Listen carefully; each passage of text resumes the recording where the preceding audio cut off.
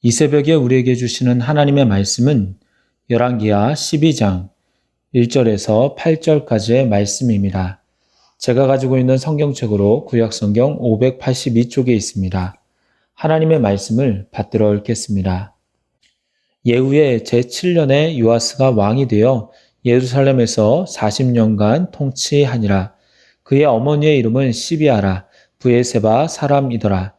요아스는 제사장 여호야다가 그를 교훈하는 모든 날 동안에는 여호와 보시기에 정직히 행하였으되 다만 상당들을 제거하지 아니하였으므로 백성이 여전히 산당에서 제사하며 분향하였더라.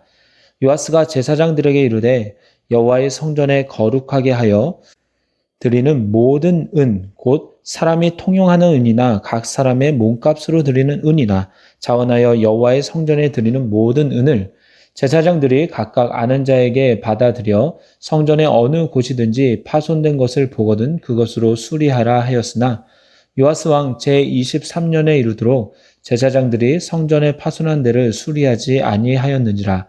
요아스 왕이 대제사장 여호야다와 제사장들을 불러 이르되 너희가 어찌하여 성전의 파손한 데를 수리하지 아니하였느냐?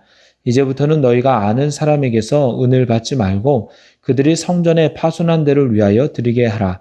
제사장들이 다시는 백성에게 은을 받지도 아니하고 성전 파손한 것을 수리하지도 아니하기로 동의하니라. 아멘. 이 시간에는 혁신 이후의 삶이라는 제목으로 말씀을 나누도록 하겠습니다. 요아스의 왕의 곁에는 신앙의 인물들이 있었는데요. 첫 번째로 오늘 본문 1절에 보면 요아스의 모친 이름과 출신이 나옵니다. 그의 어머니 이름은 시비아였고 출신은 브엘세바 사람이었습니다. 브엘세바는 맹세의 우물이라는 뜻으로 이스라엘 영토의 최남쪽으로 헤브론에서 남동쪽으로 45km 떨어진 곳입니다. 일찍부터 이스라엘 백성의 종교적인 성소로 여겨지던 곳인데요. 이곳에서 아브라함도 이전에 에셀나무를 심으며 여호와의 이름을 불렀고 이삭도 이곳에서 제단을 쌓았으며 그의 아들 야곱도 요셉의 요청에 따라 애굽으로 올라가기 전 브엘세바에서 하나님의 약속의 말씀을 듣고 힘을 얻어 애굽으로 올라가게 됩니다. 그렇기 때문에 브엘세바 출신인 요아스의 모친도 아달랴의 우상 숭배 정책에 영향을 받지 않은 경건한 여인이었을 것으로 추측을 하며 또한 왕궁에 와서도 우상 숭배에 동조하지 않았을 것으로 보입니다. 이렇듯 요아스의 배경에는 신앙의 어머니가 있었습니다. 한 살부터 성전에서 자랐기 때문에 얼마나 어머니의 영향을 받았는지는 알 수 없습니다. 그러나 왕이 되고 난 후에라도 선한 영향력을 받았을 것으로 추정할 수 있습니다. 또 요아스의 신앙에 직접적인 영향을 준 인물은 여호야다입니다. 제사장이기도 했지만 관계로는 고모부인 여호야다는 어린 요아스에게 아버지와 같은 인물이었을 것입니다. 여호야다는 요아스가 말 배우기 시작했을 때부터 하나님의 말씀을 가르쳐 주었을 것이고 그 말씀을 따르는 것이 왕의 가장 기본적인 덕목이라고 계속해서 들려주었을 것입니다. 요아스는 여호야다를 위시한 군사들의 지지로 무엇보다 하나님의 이끄심으로 7살의 왕이 됩니다. 7살의 왕이 되었으니 얼마나 알고 또 얼마나 잘 통치하겠습니까? 그래서 당시 고모부이자 제사장인 여호야다가 어린 요아스를 많이 도와주었고 또한 여호야다가 사는 날까지 요아스가 하나님의 말씀에 따라 나라를 통치하고 다스리도록 잘 지도해 주었습니다. 그래서 2절에 보면 요아스가 제사장 여호야다가 그를 교훈하는 모든 날 동안에는 여호와 보시기에 정직히 행하였으되라고 기록되어 있습니다. 그런데요, 2절의 말씀은 좋은 평가도 있지만 나쁜 평가도 내포되어 있습니다. 무엇이냐면 하나님 앞에서 정직히 행하였으되는 좋은 평가입니다. 하지만 그 앞에 단서가 붙습니다. 어떤 말씀입니까?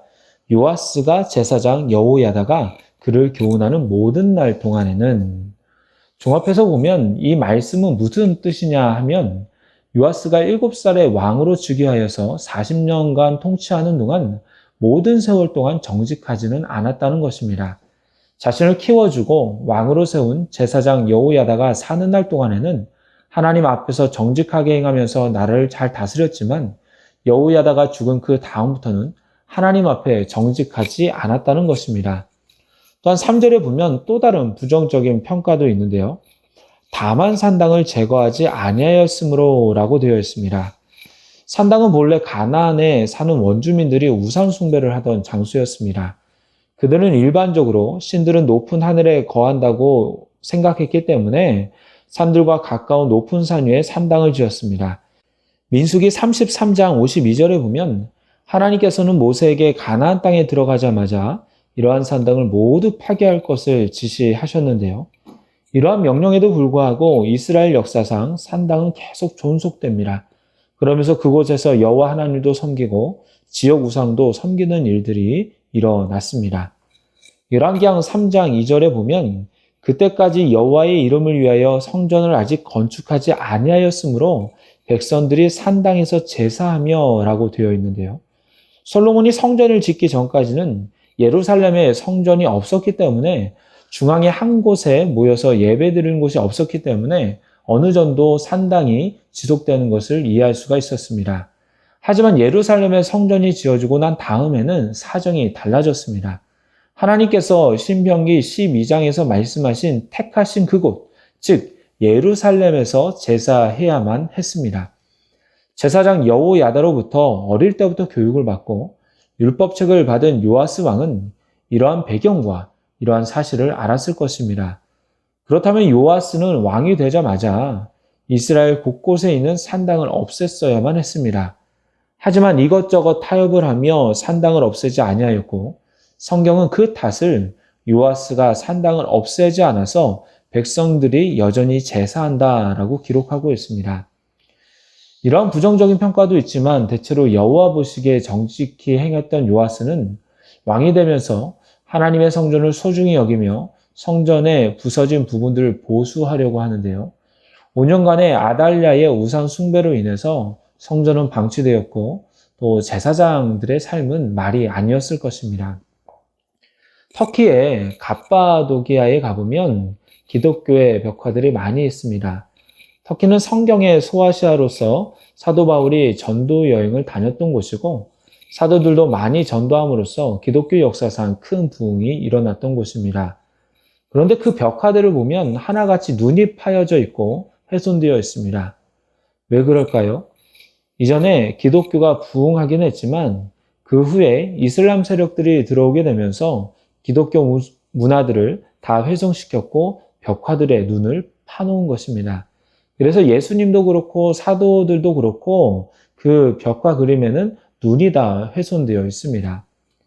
남유다의 아합의 딸인 아달랴가 5년간 통치하면서 그 전에 아달랴의 남편 여호람과 아하시아의 통치 기간에도 성전에 관심이 없었고 우상 숭배하기 바빴기 때문에 예루살렘 성전도 갑바도기아의 그 벽화들처럼 많이 훼손되었을 것 같습니다.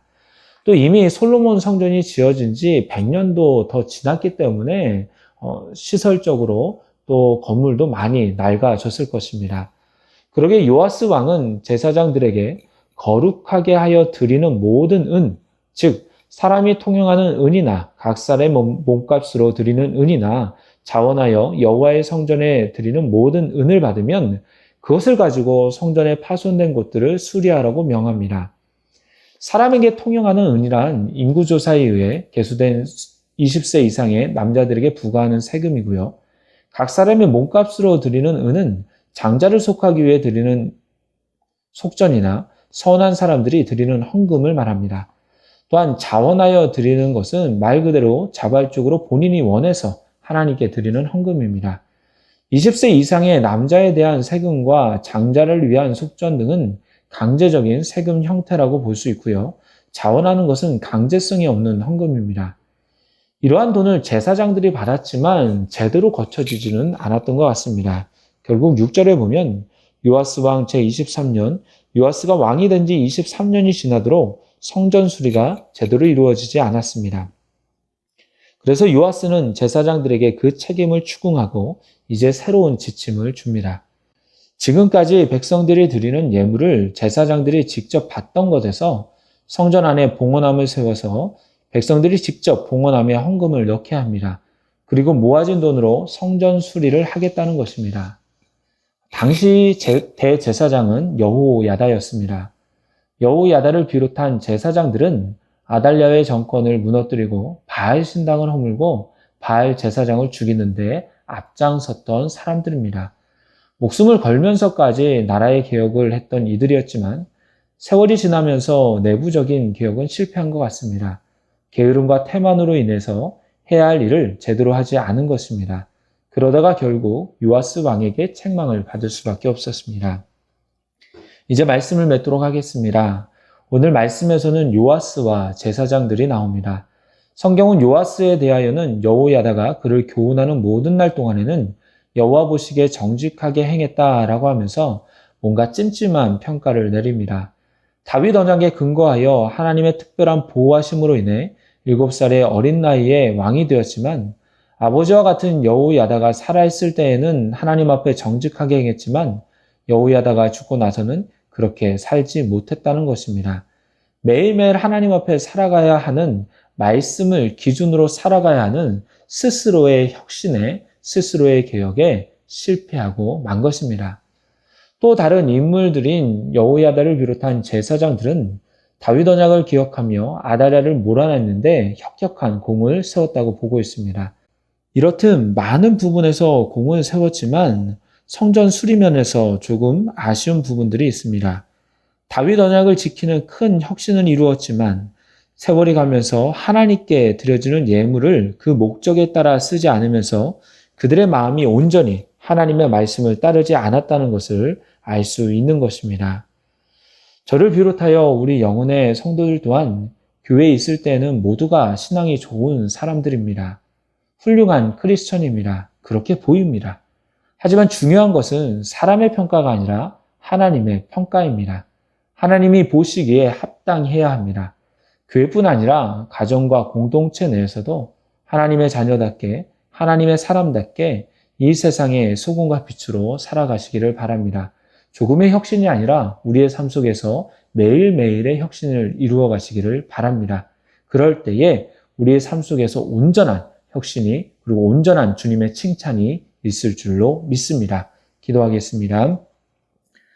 하나님 아버지, 말씀을 받고 매일매일 주님의 뜻대로 살아간다고 하지만 부족한 것 투성인 저희들입니다.